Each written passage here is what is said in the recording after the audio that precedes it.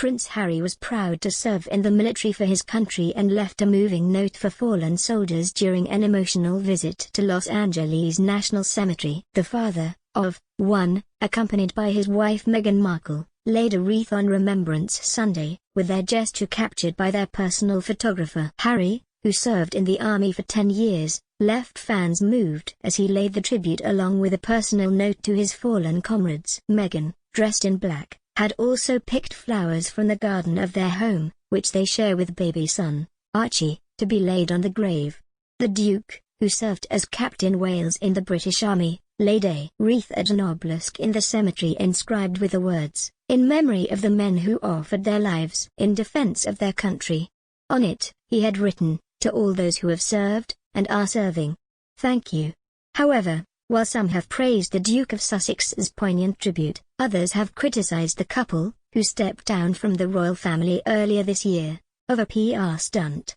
Psychologist and body language expert, Bruce Durham, believes Harry was clearly moved by the visit to the cemetery but reveals some hidden signs the photos show. He explained, "In the first photo, they're wearing masks with no one else around but have removed them for the rest of the pictures. There's no harm in it being for PR, but we need to acknowledge this rather than pretend it wasn't."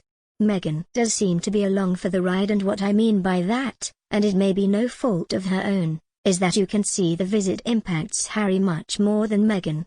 Bruce says the second photo shows Harry is deep in thought with his head bowed and his eyebrows furrowed. He explained, "This is a clear sign that a part of the brain called the hippocampus is engaged here, as he is recalling his own emotional military memories and experiences while looking at the graves. This is etched on his face." Compare this with Meghan's slight head bewilderment tilt. She has no experience of this, so, naturally, she is looking at this experience unable to relate to it, which is why the head is tilted. She is more curious than in tune with the event. Again, this is not a negative, more what any wife may feel if accompanying her military partner to such an event. However, it's the two images of the royal couple standing before the wreath and then on the grass that really grabbed Bruce's attention. He explained, if you look at the two of them standing before the wreath, just look at how thin Meghan's heels are. Then switch to the photo of them in the middle of a huge grass field. You know for a fact those heels are going to be causing chaos the moment she steps on the grass, so she has killed herself trying to get into that position so far into the field for that shot.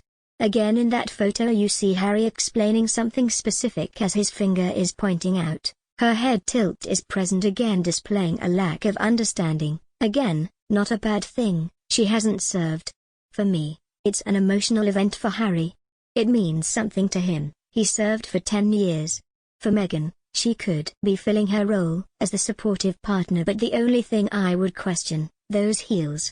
You simply could not get into the middle of a grass field without those heels going in the turf, so as every other woman globally would know, she has put a huge amount of effort in to get that picture. Just look at the amount of grass she has covered to get there. The couple laid flowers on the grave of the man who had served in the Royal Canadian Artillery and placed another tribute on a grave of a member of their Royal Australian Air Force. They wore face masks to the cemetery, only removing them when they were alone. The Duke also wore a number of medals, including his Queen's Golden Jubilee Medal, 2002, his 2008 Afghanistan Operational Service Medal and his Queen's Diamond Jubilee Medal from 2012. Good Morning Britain's Piers Morgan is among the people who have criticized the couple for their decision to share photos from their trip to the cemetery. He slammed the couple for hiring a photographer, calling it a distasteful PR stunt that stuck in his gullet. His co-host Susanna Reid asked, why wouldn't he want to show his respect when he has such a strong connection? There were reports that Harry had asked if a wreath could be laid on his behalf at the cenotaph service, but was refused. Harry, who served for 10 years in the military, including 2 tours of Afghanistan, first laid a wreath at the cenotaph in 2009 when he was 25. According to The Times, Harry is believed to be deeply saddened by the refusal, although the Queen was reportedly not made aware of her grandson's request.